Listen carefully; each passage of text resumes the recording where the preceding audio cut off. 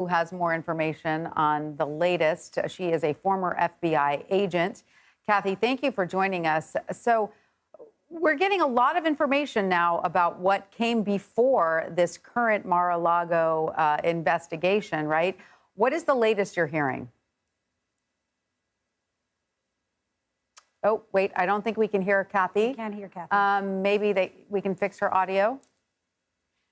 Well, in the meantime, we've learned that the New York Times is reporting that there may have been a subpoena prior to this. I mean, Right. One of the most shocking parts, why this is unprecedented, is the way in which the raid was done. There were experts speculating about, does this mean that the documents the FBI was searching are so delicate in nature that they didn't believe the president I think we're hearing that we have Kathy back again. Yeah. Kathy, what's the latest you're hearing? Well, I've read in open source that, a subpoena was issued in June and that documents were handed over, and that's a great first step. My speculation is purely speculation that for whatever reason, they believe that there were more documents or other evidence. And that's what prompted them to write the affidavit with their probable cause and take it to the judge for the search warrant. So, Kathy, I mean, everyone's talking about how unprecedented this action is, the FBI sort of raiding a former president's home. But it's also my understanding, and correct me if I'm wrong here, that the former president's legal team could have issued an emergency stay before this search and simply did not. Is that correct? I believe it could have happened. I've never seen that happen myself. But yes, I mean, they would have some things that they could do.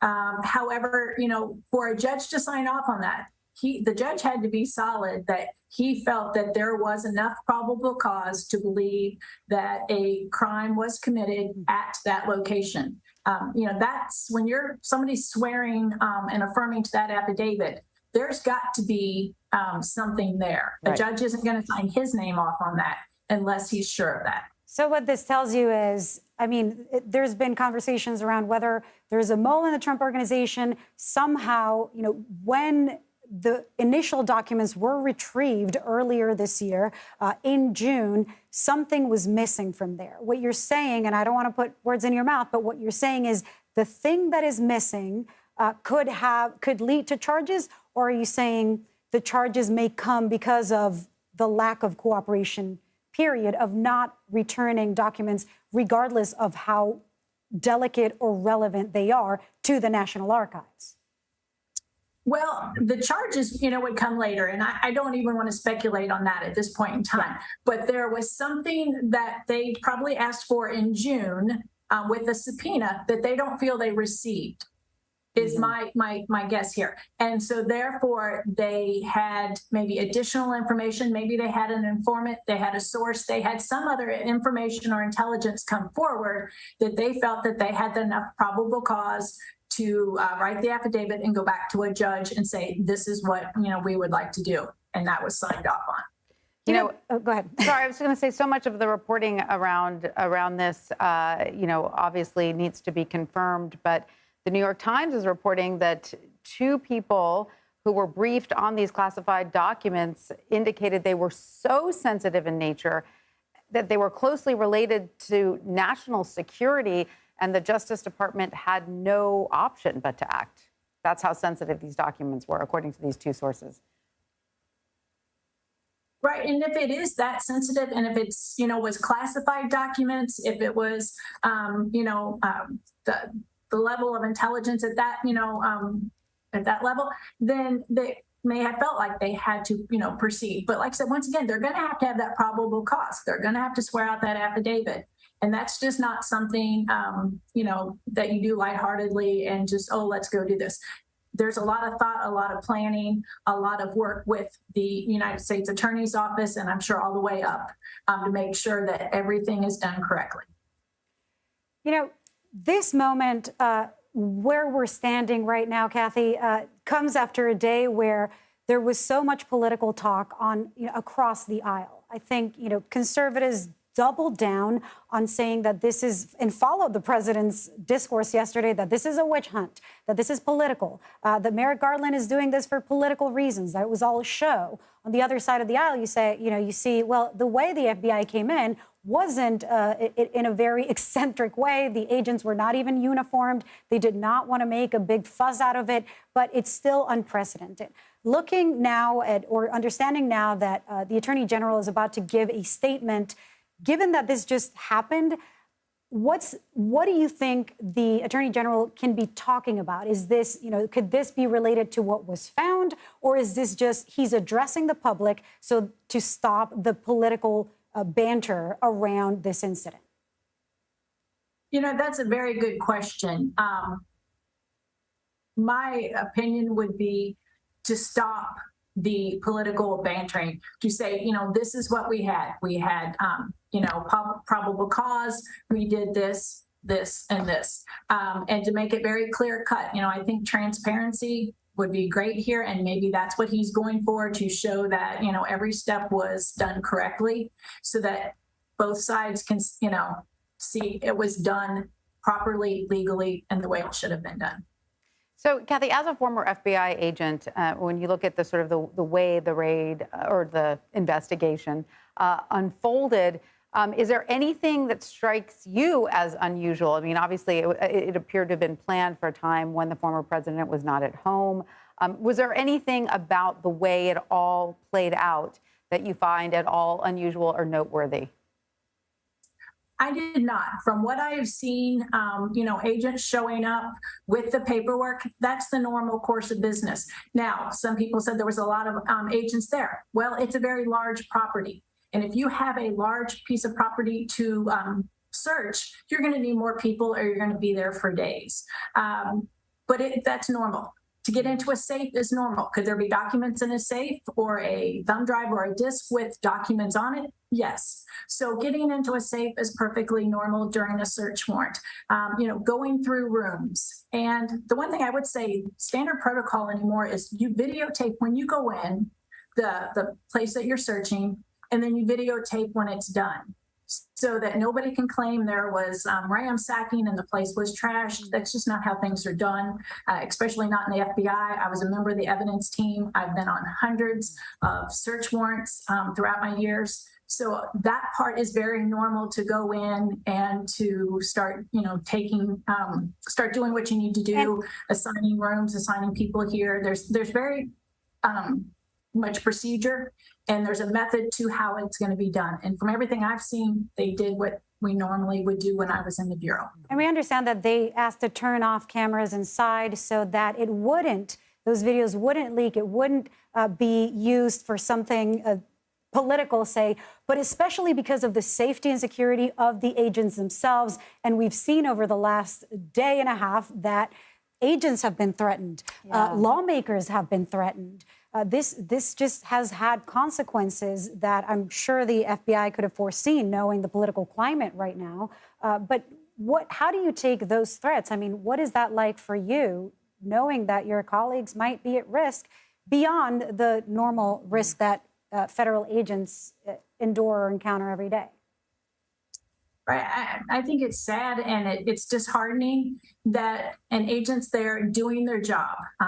Whether it's your squad or you're on the evidence team, you've been called to this location. You're there to do a job. You're not there to make any kind of opinions about what's going on. Your job is to collect the evidence. It doesn't matter, who the person is, at what level of political specter, or, in a city or state. You're just there to do a job, and should not be threatened or have to worry about, threats, because you're in a place doing a job you're legally entitled to be doing at that point in time. I think most Americans would agree with you on that. But to that point, we want to bring in Nicole Skanga now. She is CBS News Homeland Security and Justice reporter, and she has been following some of the online sort of ratcheting up of rhetoric around this. Nicole, can you tell us the wave of threats that you've been monitoring? What have you been seeing recently?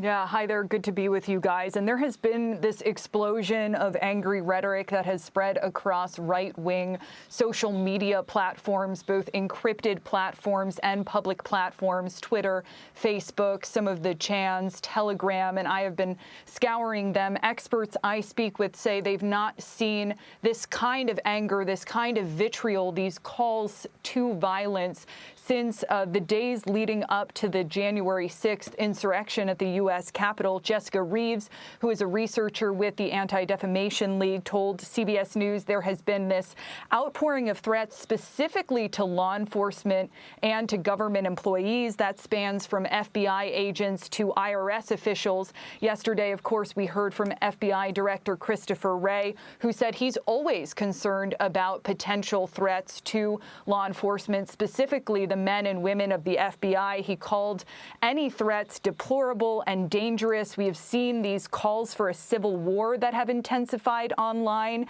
in the wake of the FBI's raid on former President Trump's Mar-a-Lago estate. Extremists pushing some of these deep state conspiracy theories across social media platforms.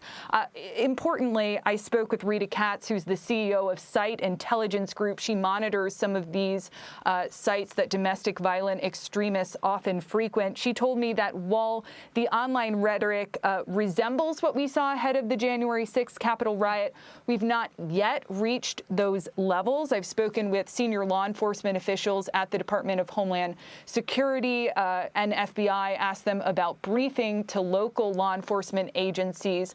I've been told that there has been some information disseminating as well as trainings for local law enforcement in recent weeks. How can they deal with this new outpouring of threats in the event that some of these calls to violence we are seeing online are, practiced or become a reality? Of course, we saw that incident outside of the FBI field office in Cincinnati today, right, where there I was going to ask about that. Is that concern?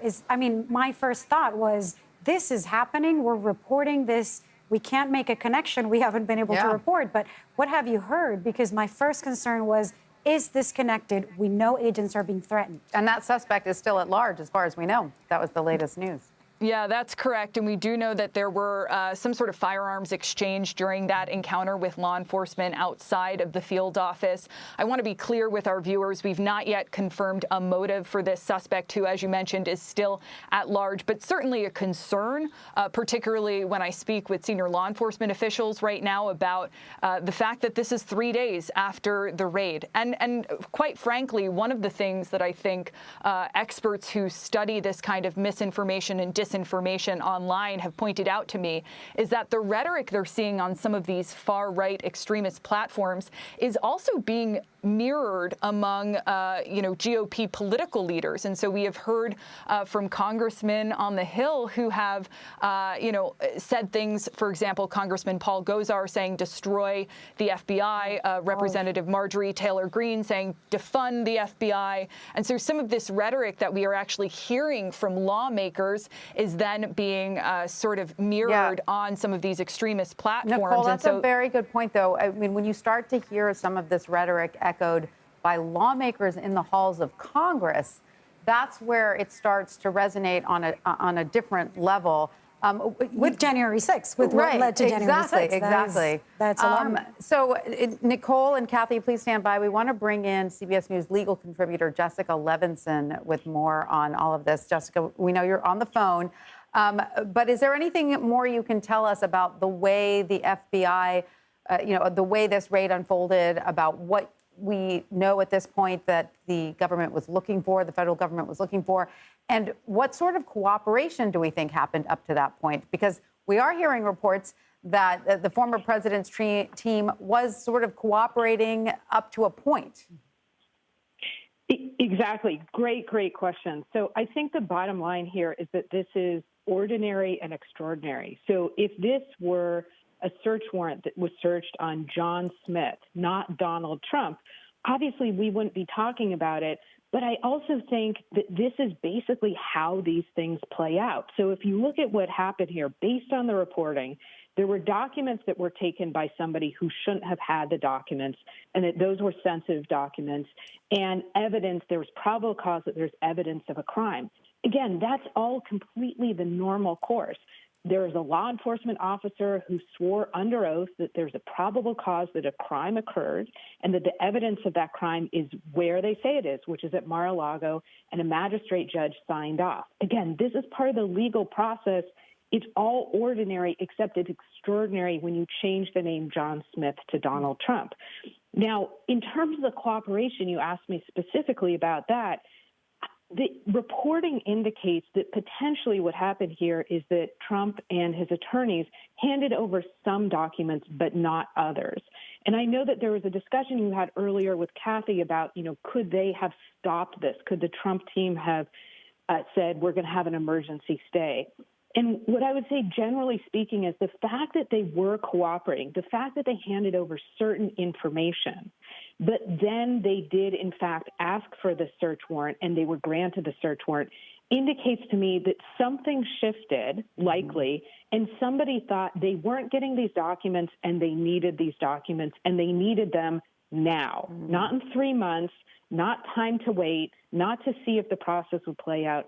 But now, again, we're speculating here, lots of unanswered questions, and that also is normal when it comes to a criminal investigation.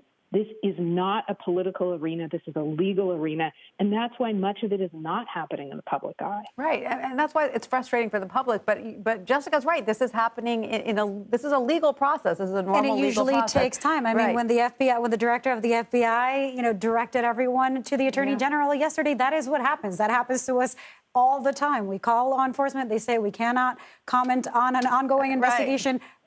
I'm sure the FBI learned the lesson back in 2016. But I'm curious about, this very basic question, the fact that there is a warrant that is applied for and that is granted by a judge, we're talking about the connection between that and a possible crime being committed. This, I'm sure a lot of people are wondering, what's the likelihood or what can be the assumptions? And I open this question for all three of you, that this crime could go back directly to former President Donald Trump, or could there still be, someone else in Mar-a-Lago or in the administration or in his team that could bear the brunt or of a possible crime? From the moving van, who apparently might have been involved. Jessica. So, yes. So I think the answer is maybe both. So maybe all of the above, as my students would ask me, isn't there another option here? Now, let's just go based on statistics. And first, let's say, of course, again, that at this point we're guessing, which is normal when it comes to a legal investigation. But the statistics would indicate that when there's a search warrant that's served at your private residence, there's more likely than not that you will, in fact, be indicted for criminal charges later on. Now, what are those criminal charges? This is what everybody's asking. And again, we're in the land of hypotheticals here. There are basically, I think, two crimes that we need to look at. There's a crime of taking the documents and the reporting, again, that these aren't just notes about, here's who I met with, this is what I had for lunch, just kind of interesting public documents, but not of a high level. The reporting is these are classified documents and that they raise national security concerns. So just the taking of the documents alone is problematic and legally problematic. Separate and apart from that, I think what we're looking at is what was happening with the documents. Were they being shown to third parties? Again, questions, not answers. And or what is in those documents that indicates that there may have been another crime that was committed. I know I keep saying it, but I want to emphasize we're asking these questions. We don't know the answers, but I think that's basically what we were looking at. I will say personally, my takeaway here is that I have two simultaneous thoughts that I can't reconcile. One is, if we were talking about any other individual, if the FBI executed a search warrant at their private residence, if the public reporting already indicated that it's likely, more likely than not, that they took something that wasn't theirs, that belongs to the people, that raises national security concerns, it's inconceivable that they wouldn't be indicted. On the other hand, we have a former president of the United States. We have no historical analog for this, and it's almost inconceivable that he would be indicted. And so those are the two separate feelings that I can't reconcile. I suspect that Merrick Garland won't shed an enormous amount of light. I suspect what we're going to hear today is really more of a general overview of the process and a kind of explanation generally of what's happening, but not specifics about the case. Although we do have an Attorney General, Merrick Garland, whom we are waiting to hear from in just a moment. That's who will step onto that empty podium we're looking at right now, who has just recently said no one is above the law, right? So implying that the former presidents are not as well. I'm curious about, again, going back to the political discourse. I mean, I've covered rallies and protests, and I've gone into the encrypted, social media apps. Nicole, I want to bring you in because just from your reporting, and you're constantly connected to the ways that information is, spread in social media, misinformation, disinformation, things like what led to the January 6th insurrection. Can you tell me, looking at what's happening, if the crime that we're looking at is something that was already known, the fact that the documents were taken, are you concerned about how that information is going to be spread and how it's going to be utilized to inflame the kind of rage that has already cost lives, that is already so incendiary that, it's hard for us to even look at the images of that day because it's re-traumatizing for the nation? Yeah, Lilia, that's exactly right. And I'll tell you, at the anniversary, the one-year anniversary of January 6th, asking senior DHS, DOJ officials about the threat environment in this country and hearing that it has not gotten better. And that, is the case when it comes to law enforcement. That is the case when it comes to lawmakers. We heard from Congressman Eric Swalwell, who shared a very disturbing message that he received on his tape message machine at his office with threats to his children. And certainly, I think what is very alarming in the aftermath of the FBI's action in Mar-a-Lago is the specificity at which those commenters and those who are participating in these far-right extremist platforms are using in these posts. So, for example, we're seeing far-right extremists on pro-Donald Trump message boards and social networks making these violent anti-Semitic threats against the judge who had reportedly signed the warrant that allowed the FBI to search the former president's home. Multiple members of these toxic online communities that are posting what appear to be Judge Reinhart's home address, phone numbers, the names of family members. I want to be careful in how I sort of describe the threats that we are seeing on some of these platforms as not to amplify them. But, these threats are violent.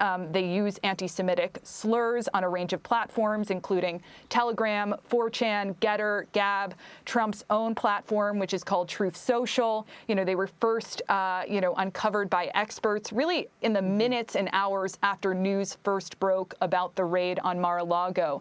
And so, the speed at which information is traveling and, frankly, disinformation is traveling is alarming. And we're starting to see a convergence not only of, the president's stark supporters, but also some of these prominent actors, domestic violent extremists, known domestic violent extremists who are taking advantage of this moment. So, and one can go ahead. No, Nicole, I just wanted to get Kathy to weigh in on this because as a former FBI agent, what you're describing, Nicole, is very scary. So, Kathy, is some of what this behavior, is some of this illegal? Will this invite prosecution?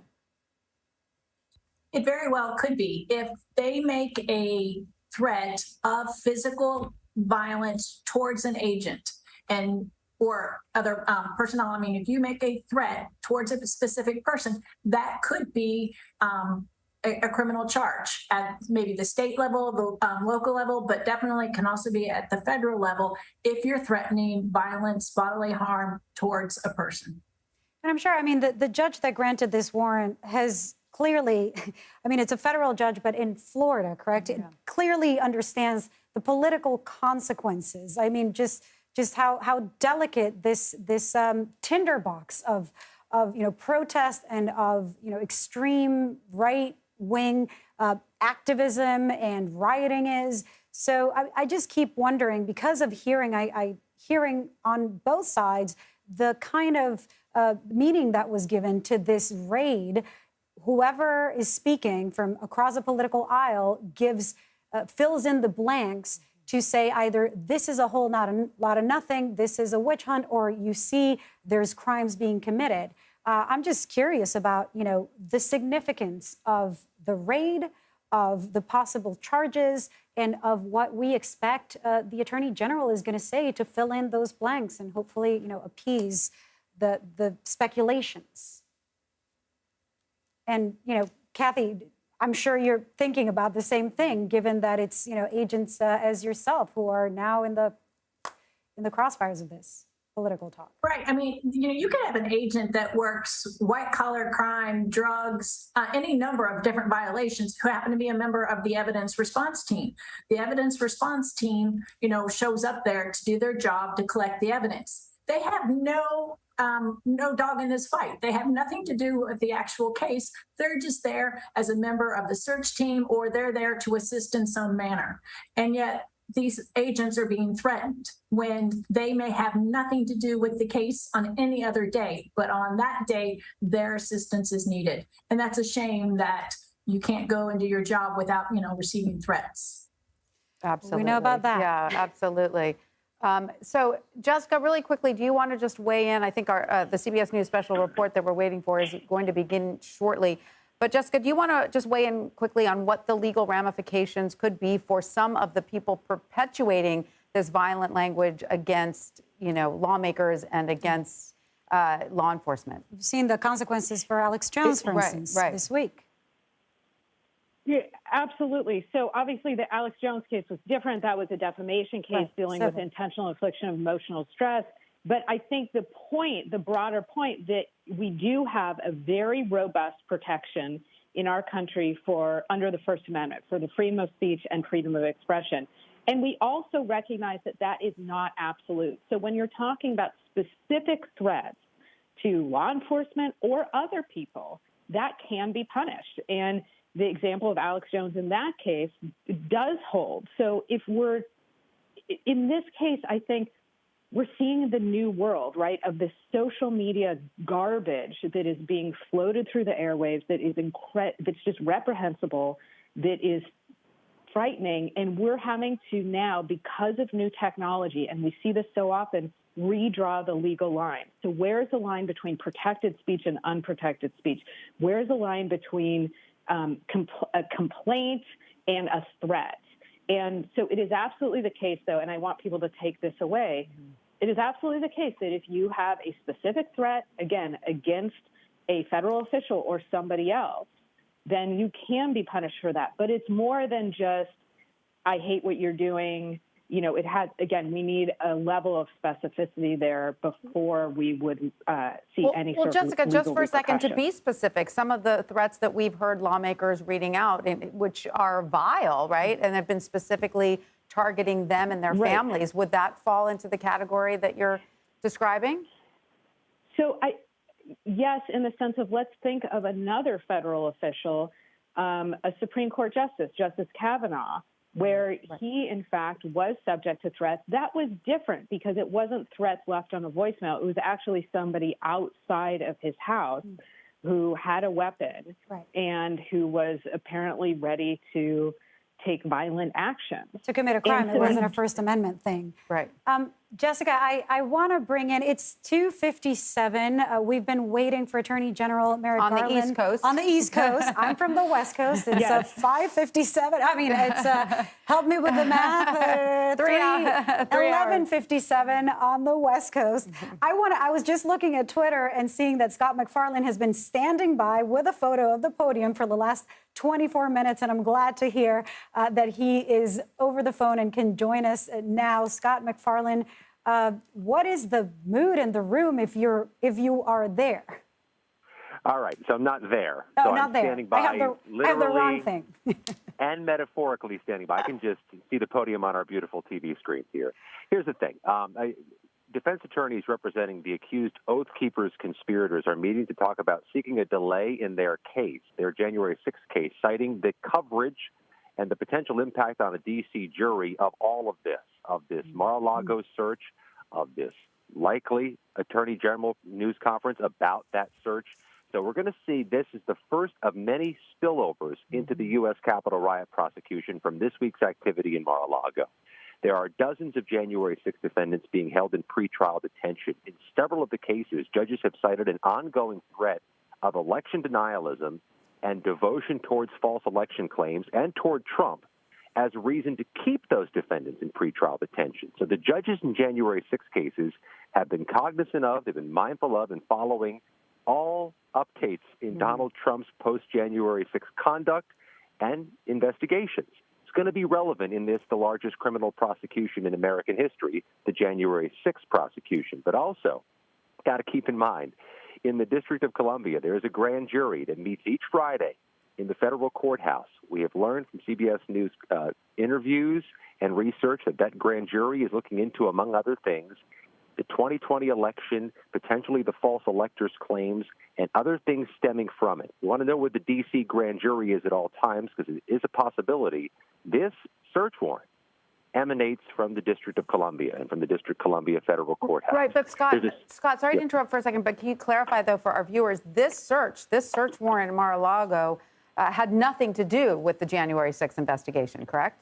Unequivocally correct. Okay. This is not a January 6th search. CBS News has learned from multiple sources this is related to the missing National Archives documents. But though the search warrant was signed in the Southern District of Florida near Mar-a-Lago, the U.S. Department of Justice and Maine Justice could very well be on the other end as those who helped initiate this search warrant, and that means this could be launched from the District of Columbia. So there's different courthouses we're watching in connection with this search here in D.C. and in the Southern District of Florida. But let me mention this as well. There's been an effort by media organizations to unseal this search warrant so the public can see it. Now, it's unclear if the judge will agree to those motions from media organizations, but here's what we do now. The Justice Department is under a deadline of 5 p.m. Monday to respond to those requests. And they'll likely have to present a public-facing document to explain why they want to keep it sealed or why they'll let it stay sealed.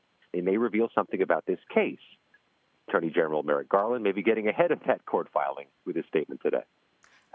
Scott, we want to point out that our own Ed O'Keefe is reporting that the White House just learned of the Attorney General's plans from the news media. But of course, that goes with what the White House always says, which is the Attorney General operate separately. They're not in lockstep.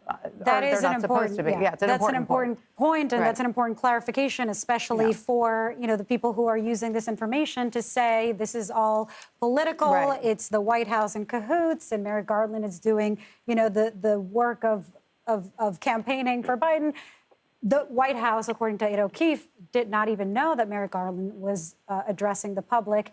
They're learning. Now the president's learning Which, from by the media. way, we were expecting him to address the public about half an hour ago. So something is delaying the Attorney General. But Kathy, maybe you can weigh in on, the question of, whether or not these different investigations, right, as Scott was just saying, the January 6th investigation, whether it's having sort of implications for other investigations, because we know the former president is being investigated from multiple directions right now. Also, his organization. I mean, we're Right, talking and about his three organization. separate but very relevant investigations overlapping throughout this week. Right. My speculation would be that there are 3 different investigations going on, being conducted by 3 different agent squads, groups within the FBI. And I'm sure that there's deconfliction at times, to make sure that it's all kind of going along smoothly. But you've got 3 different areas conducting 3 different types of investigations. And I wouldn't think there's a whole lot of, probably no commingling, but like I said, there would be deconfliction. Overlap. Well, I want to ask Nicole that some question the timing of this, right? Because some are expecting the former president to announce that he's going to run again in 2024, any day now. And if you were someone who was, an ardent follower of the former president, you might say, well, the timing of all of this is suspect, right? But of course, we have to go back to the fact that legal investigations take time. It does feel the conspiratorial communication. We're hearing that we are about ready to go into a special report. So Kathy Geider, Nicole Skenga, thank you so much. Thank you for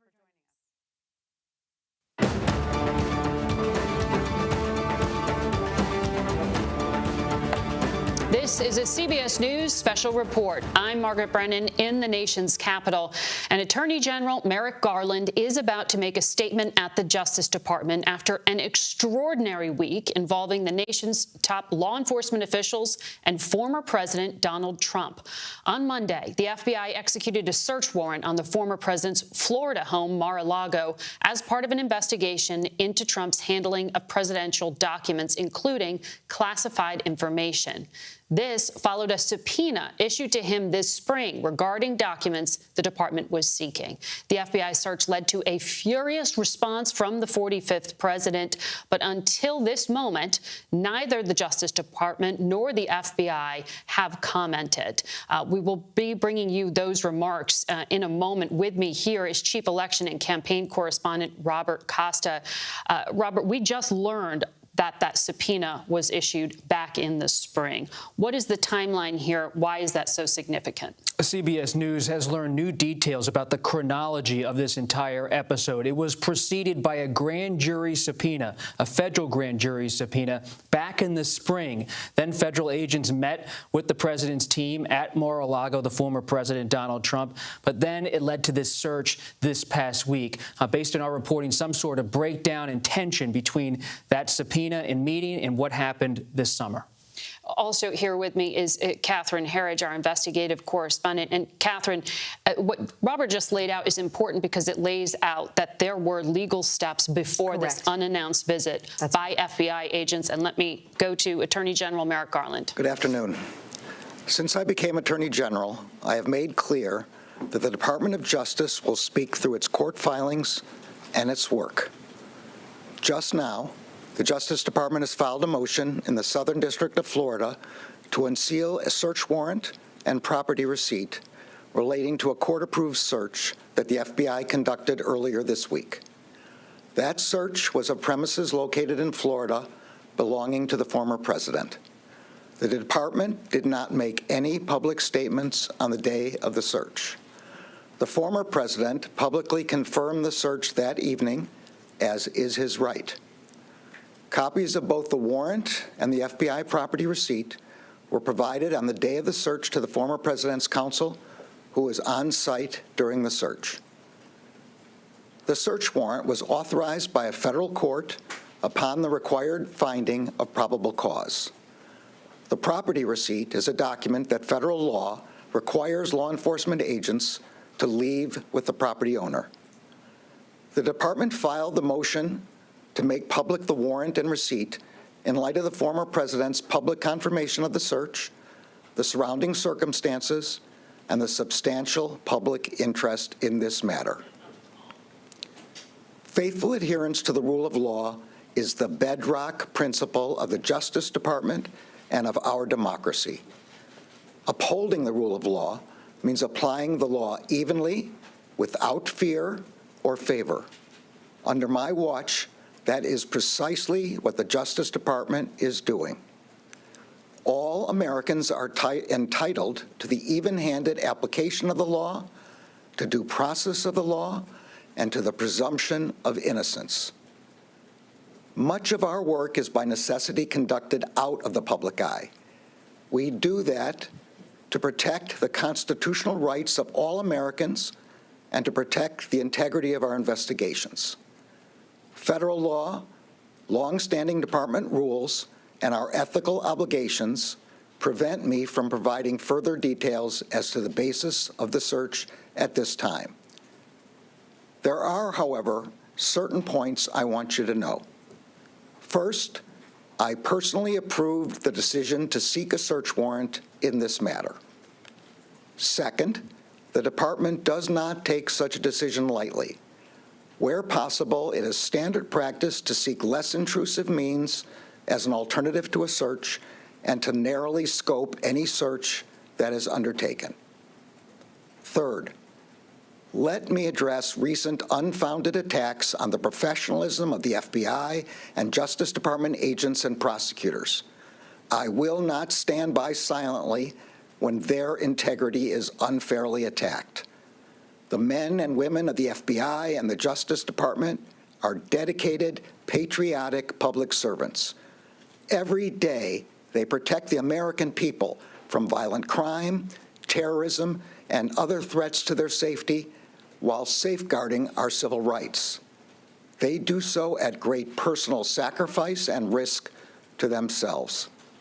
I am honored to work alongside them.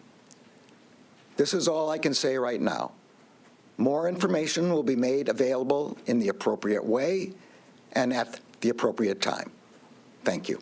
Mr. Attorney General, the former president said this FBI agents. Thank you all for your questions, but as I said, this is all I can say at this time. You just listened to an extraordinary press statement, not press conference there, from the Attorney General, who said he is unable to answer questions that you heard reporters shouting to him at this time. But as the Attorney General just laid out, he personally approved that this search warrant be used to go into Mar-a-Lago, the 45th president's Florida home, to search for documents. Catherine Herridge and Robert Costa are still here with me. And Catherine, we heard from the Attorney General that they are going to be making public some of the legal documents. Correct. In order to explain why this search happened. Now, everything has become highly politicized, highly scrutinized. Revealing these documents will tell us what? Well, it's highly unusual to unseal a search warrant in an ongoing investigation, so this clearly shows an effort to be as transparent as possible. What you would see in a search warrant is the underlying evidence, or what the Attorney General just called probable cause, that he confirmed had been signed off by a federal court before the warrant was executed. It would also include what they call an inventory or receipts. So when the FBI agents finish their work, they provide you with paperwork saying, these are your possessions that we have taken that could be returned in the future. And finally, he stood up for what he felt was the unfair criticism of the FBI agents who carried out that raid. He said, I won't stand by while their integrity is questioned. But again, an extremely exceptional set of circumstances. But significantly, the Attorney General is saying, we're going to let the motions in the court and the paperwork speak for us. We're not going to answer your questions. And the Attorney General making the point that it was the former president himself who issued a statement revealing Correct. and confirming that the raid happened, and that he could have made some of these disclosures himself, but has chosen not to. Now the federal government will. Robert, I mean, you've been talking about the political impact of this. There will be scrutiny of the Attorney General, who is a Biden appointee. The head of the FBI, however, Chris Wray, a Trump appointee. Those were FBI agents who went in there and conducted this unannounced search warrant visit to Mar-a-Lago and removed items from the former president's home.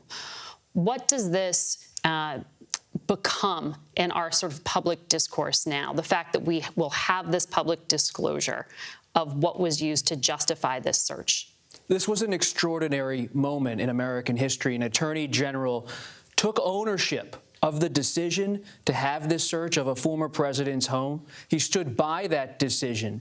And now, with his remarks, we understand that this investigation, a grand jury investigation of how a former president and his associates handled documents, has gravity to it, is seen as a very serious probe by the Attorney General of the United States. We know they're talking to associates from the president's inner circle. They're going into his home to get boxes of documents. The question now is, what were they trying to find? What have they been told was in the documents in terms of information from the administration, national security documents? What was in there? The Attorney General underscored today with almost a rhetorical marker that this matters to him, and it's very serious. And we know that the Biden White House, Catherine, has made a statement saying they had no advance notice of these remarks today or that this revelation would be happening. In terms of the legal mechanisms with law enforcement, what does happen next? So practically speaking, when you unseal a record in the court system, you can go into a public filing and it's no longer with a restricted header. It then becomes available for review. So the public can read it? The public would be able to read it. My question in this case, Margaret, is whether there actually may be some redactions in these documents. Just because they're going to be publicly available doesn't mean that all of the information will be there. They'll want to protect sources and methods, and that may well be evidence that became the court's probable cause to get them through that door to a search warrant for a former president. But this is an incredible amount of transparency that you never see in an investigation. These warrants usually stay sealed until the investigation is over or a decision is made whether to pursue charges. And this all has to do with documents the former president took with him to his private home. And the question now is what was in there that so justified these extraordinary actions and this search. And we will have continued coverage. I know all of us have phone calls to make. Catherine and Robert, thank you so much for your analysis. Our coverage here on CBS will continue on the streaming network, your local news, and tonight on the CBS Evening News. This has been a CBS News special report. I'm Margaret Brennan in Washington.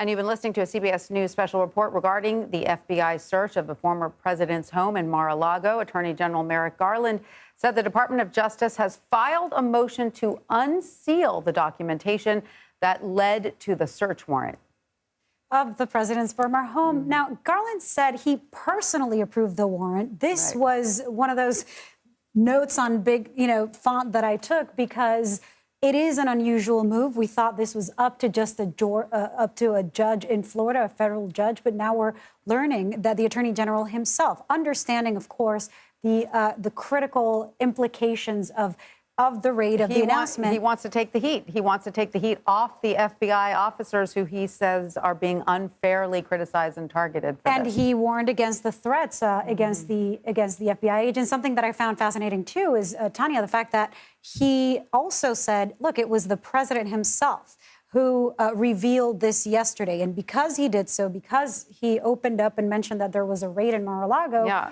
and alerted the public, then he's taking this unusual step early on in this investigation. Due to the intense public interest in this. That's what he said.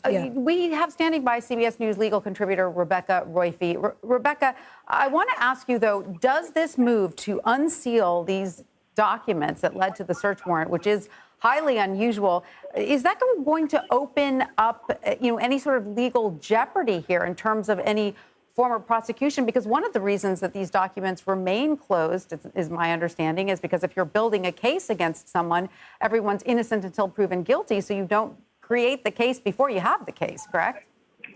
No, that's absolutely correct. I think that if the court signs off, however, it will be a judicial determination that it is in the public interest to make an exception to that general rule. And I think, that what Attorney General Garland was saying was that, in fact, the former president himself revealing part of the story, but not the whole story, is part of what creates that public interest. So that, in other words, it's almost as if he's trying to use this as a shield and a sword, and that's the sort of thing that distorts rather than simply hides something from the public. And so that in and of itself is problematic. So therefore, the court may determine that it's in the public interest to make these documents public so that the public can have a more full understanding of what is going on here rather than this kind of distorted one-sided view. And that's what the Attorney General said. He said it was because the president revealed himself that he's taking these steps. It's because of the contents, and it's also because of the substantial public interest, perhaps because of all of the assumptions that were made between yesterday and today. Now, I am curious, and I'm sure many people in the public to understand, okay, so we're talking about the FBI property receipts, which detail what was taken, and the warrant itself. How much can we actually learn, and how soon would a judge approve of this motion to unseal these two sets of documents?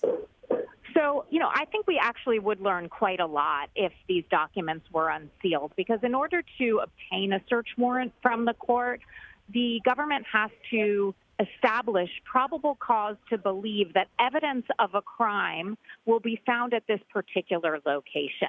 And it has to catalog specifically what that evidence is. So you can imagine that that's significant. And if we were to have the answer to that, there would be that would give us a lot of information, because one, we would find out what it is that what crime they think was committed.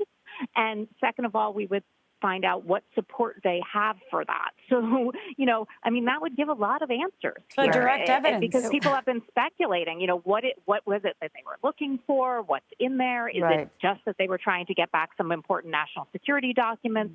Are there further crimes that they suspect happened? And those questions remain questions until we have more information. And I think that information would come from an unsealed document. In terms of timing, I don't think this is the kind of thing that takes months and months. Mm-hmm. I think it should come fairly soon if it's going to come at all. Right, because the Attorney General said he filed a motion to unseal these documents, and is that in your from your view, will that take hours, days, weeks?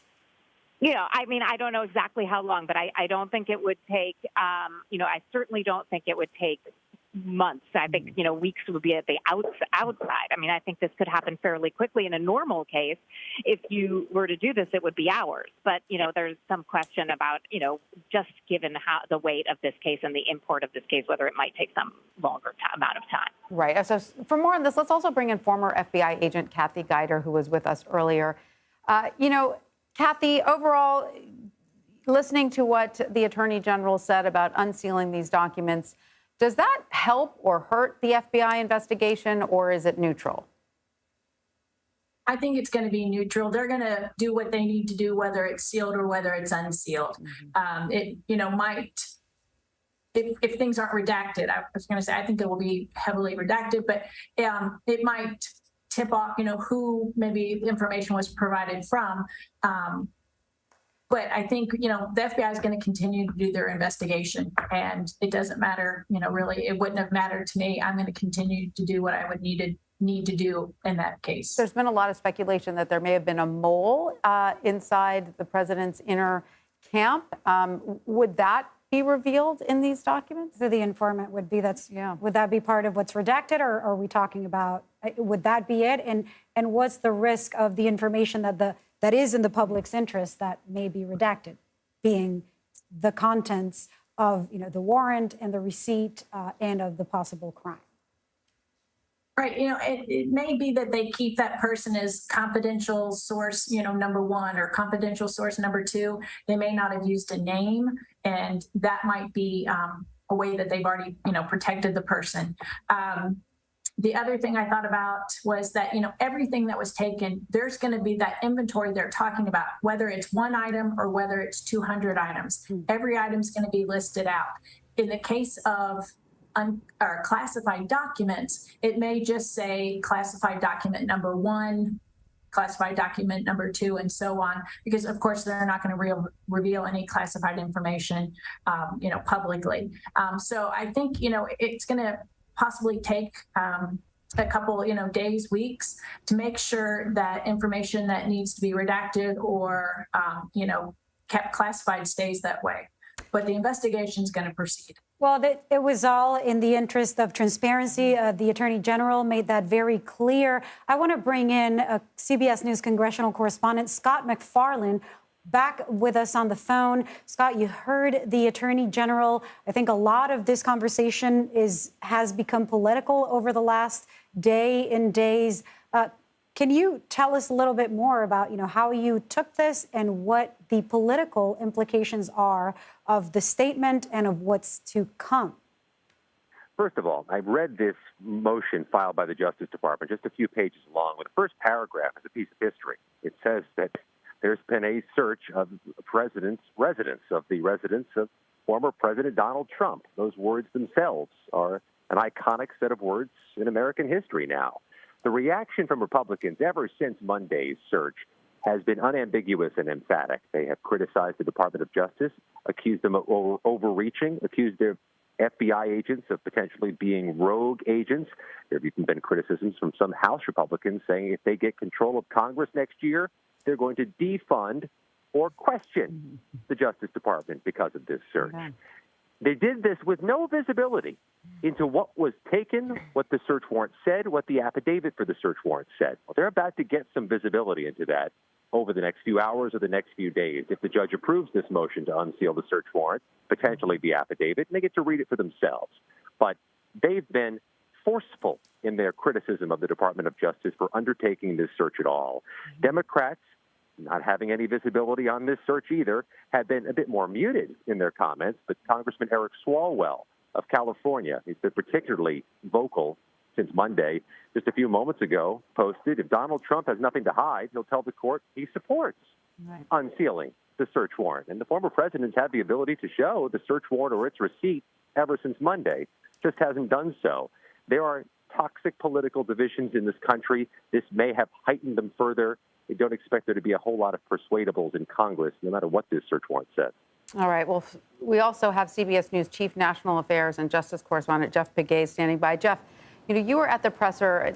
We all listened to the Attorney General, Merrick Garland. And one of the things that struck me is how the plodding legal work of a confidential investigation makes such uneasy bedfellows with the lightning speed of our political climate and the way that people ratchet up whatever their impressions of an event, at lightning speed on political media. And it has such implications, and how that really, it was so hard for the Attorney General, as he was saying, he's revealing these documents because he's worried about the public outcry, how those two things don't mesh very easily.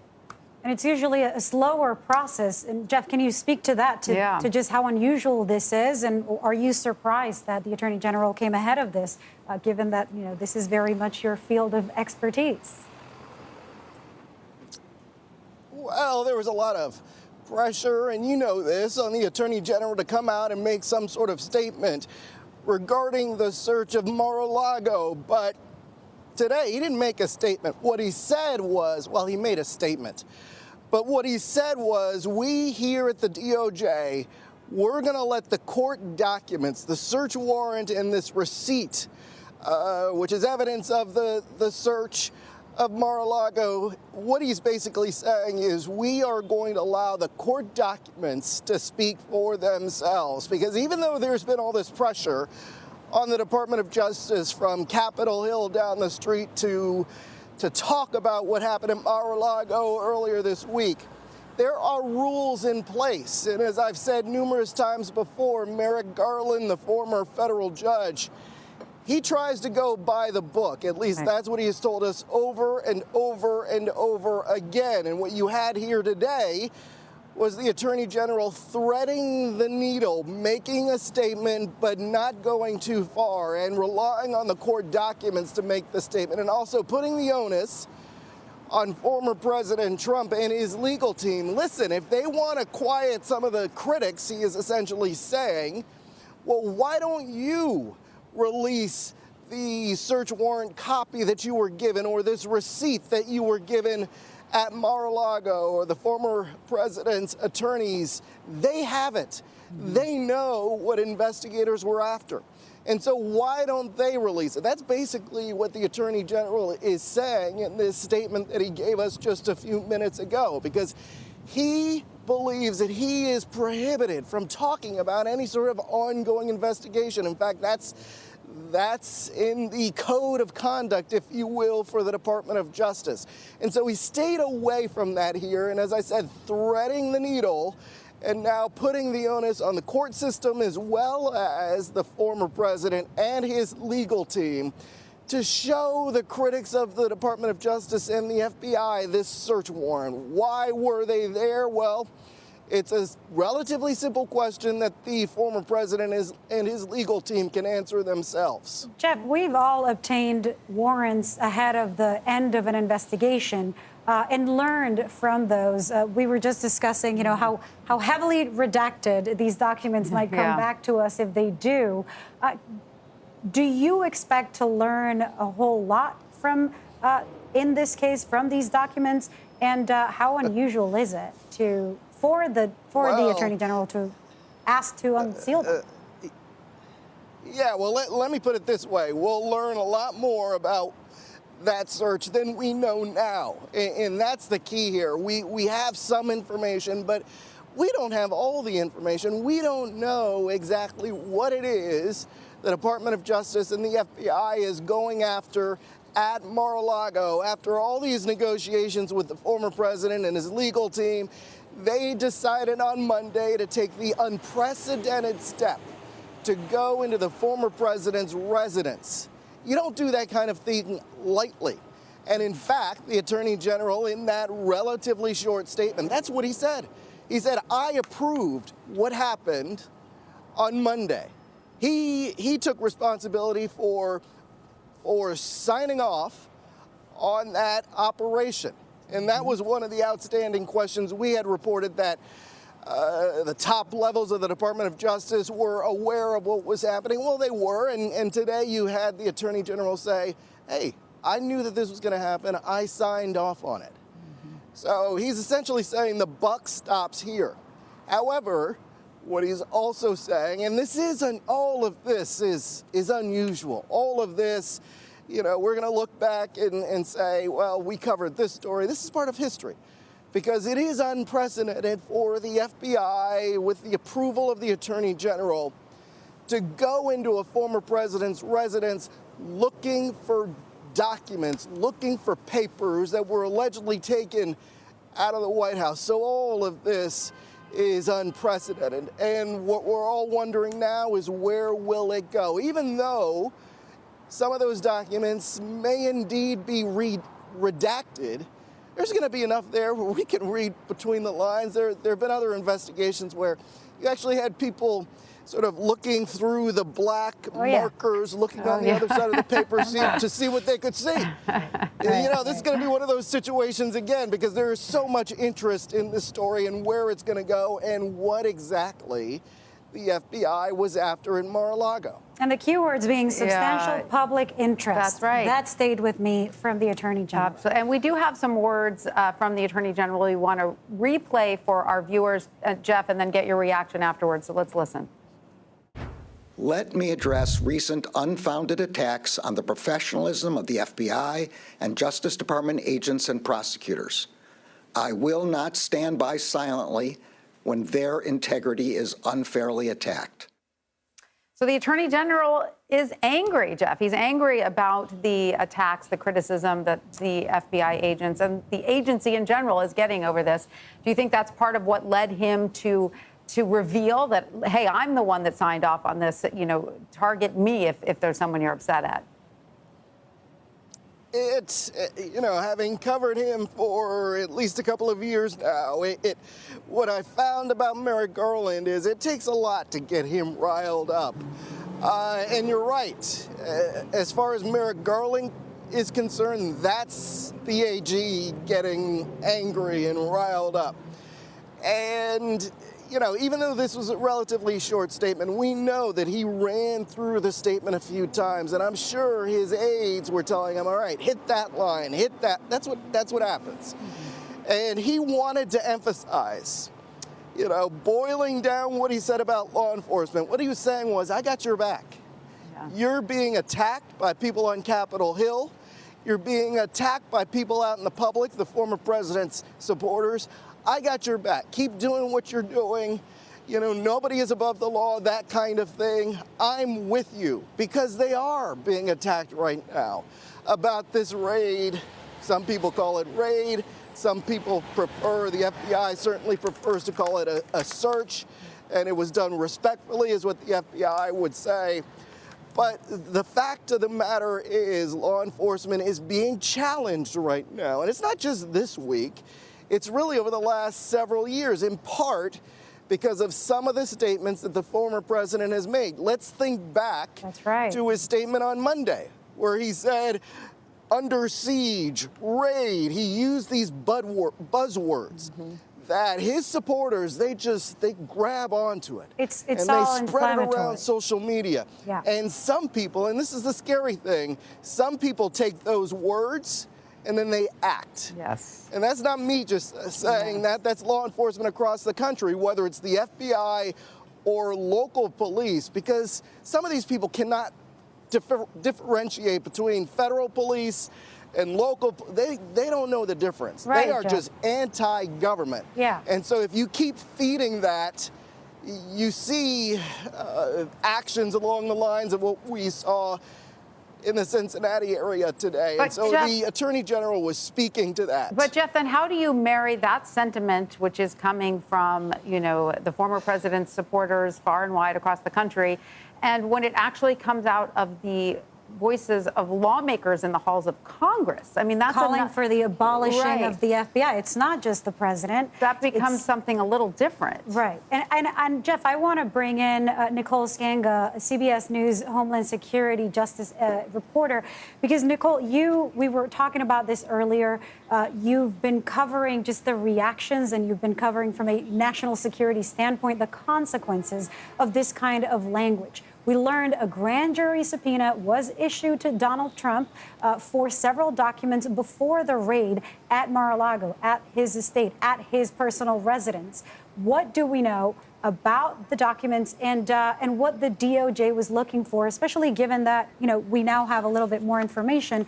And Nicole, I'm interested in what Jeff was talking about. Look, the FBI agents are well trained. We would not have the kind of democracy that we have without their investigations. I mean, they are looking into all kinds of, corruption and charges beyond, and it's an essential part of the security of this nation. And now we're hearing people at the top levels of our legislature, of our political power, saying let's abolish them. So let's talk a little bit, if you don't mind, about what we know now and what you have learned in your reporting about the documents, but also about the state of politics and inflammatory language against the FBI. Yeah, Lilia, I want to piggyback off of what Jeff just said, that important point. And of course, Attorney General Merrick Garland there saying not only he won't stand silently by as the integrity of DOJ officials, of FBI agents, as that is attacked, but he went on to, note that these are individuals, these are government workers, these are law enforcement officials who, prevent violent crime, terrorism, other threats to the safety of the American people. They do so at great professional and personal sacrifice and risk to themselves. And I do want to remind our viewers that this is not a challenge in the abstract, that, last year 73 law enforcement officers were killed in the line of duty.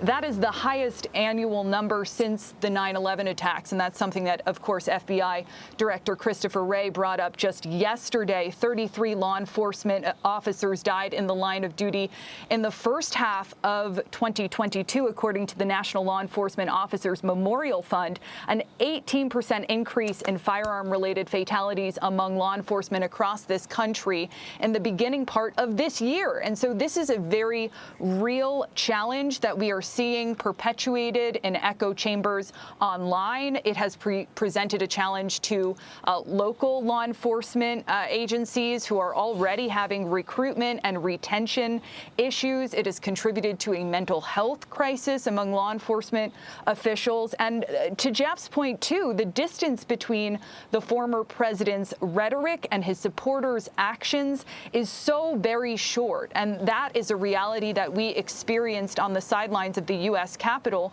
on January 6, 2021. And so that is the concern. That is what keeps senior law enforcement officials up at night as they are, surveying, monitoring, and looking at some of the calls to action online on both encrypted and public platforms that tend to attract domestic violent extremists. Now, as to the investigation, to your first question, we do know that, FBI agents had removed about a dozen boxes from the former president's Mar-a-Lago estate. Of course, right now, we expect to learn more as the Justice Department files its motion to unseal that search warrant that permitted and directed FBI agents to do that. Thought it was very interesting that the Attorney General spent so much time really explaining the process, talking about, the court that signed off on the search warrant, upon finding probable cause, trying to, find the regular contours of this sort of unprecedented action by law enforcement. All right, Kathy Geider, former FBI agent, believe you're still standing by. Can you tell us what happens next in an investigation like this?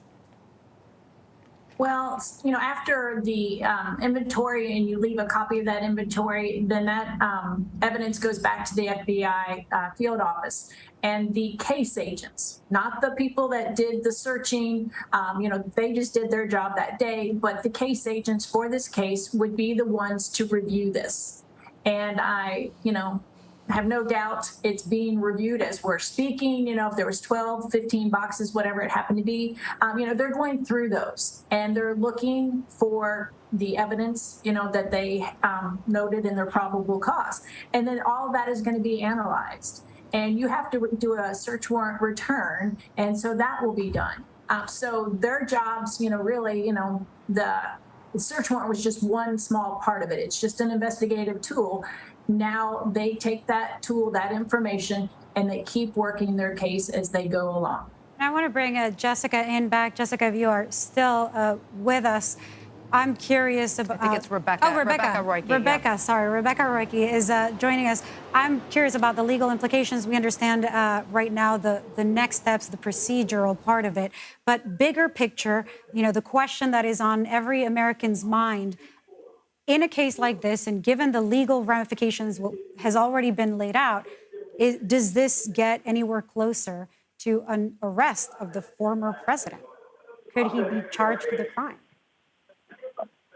Well, it really depends on what is in those documents, what they're looking for, whether this was a piece of a broader investigation, whether it was its own discrete case, and none of that do we fully know right now. But the prosecutors who are assigned to this case are certainly looking closely and analyzing the documents in light of the investigation. If this is a part of the broader investigation that we've gotten hints of, then they're putting puzzle pieces together. And what one has to do at the point at which one would charge is to think, okay, what are the elements of the crime? What will we have to prove beyond a reasonable doubt?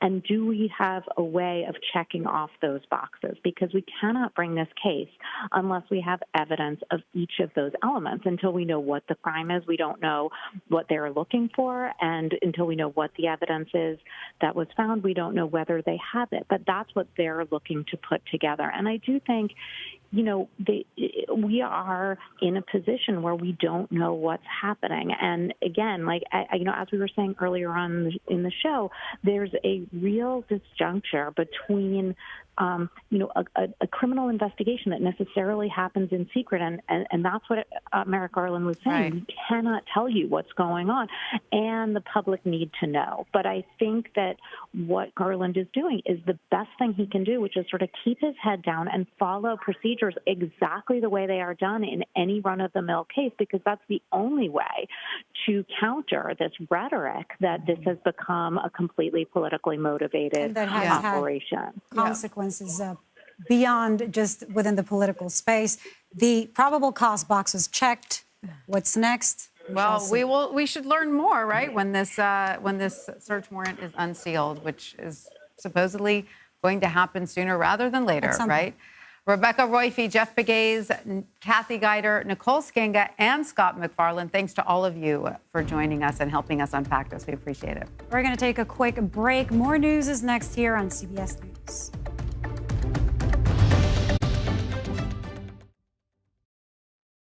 CBS News Sunday Morning with Jane Pauley on CBS.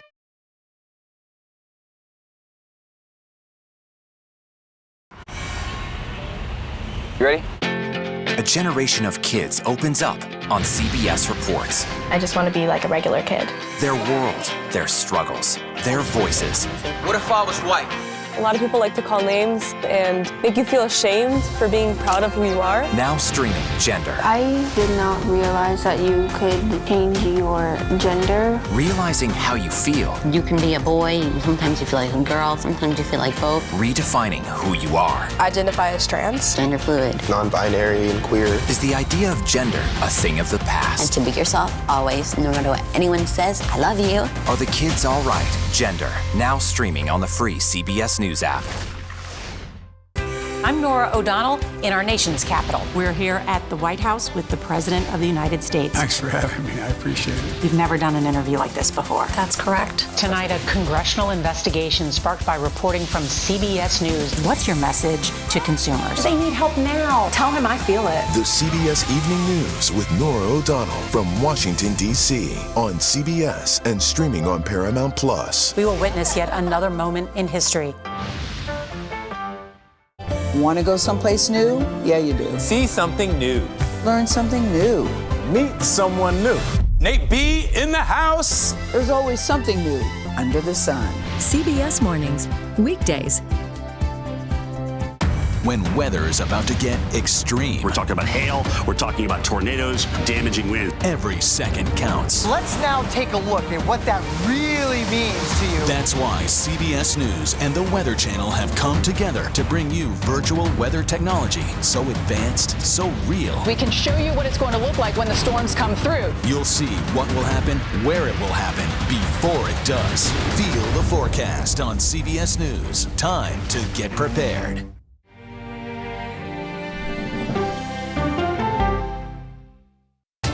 People from every corner of America facing challenges. Everyone is just looking for some type of connection. Just raise your hand and say, hey, I'd like to help. Coming together to find solutions. We are going to do something about it. Their stories are our stories. Welcome to Eye on America. Stream now on the free CBS News app. CBS News Sunday Morning with Jane Pauley on CBS. We have an inspiring story that started with a strange act of kindness. Yeah. We found it. You're kidding me! We got it. We share stories that lift you up and brighten your day. The Uplift. Stream on the free CBS News app. Stories that inform, inspire, and brighten your day. I've been waiting patiently for something like this. Make every day a little more like Sunday morning. Here comes the sun. Stream on the free CBS News app Tuesday mornings. President Biden is calling for Damascus to release American journalist Austin Tice from captivity. That's right. Tice was captured while reporting in Syria 10 years ago. President Biden says his administration knows with certainty that the Syrian government is holding Tice in its custody. The president is urging Syria to cooperate with efforts to bring him home. Mr. Biden made the declaration on Wednesday just in time for Austin Tice's 41st birthday, which is today. Austin Tice's mother, Deborah Tice, joins us now. Deborah, welcome. Thank you so much for being with us on what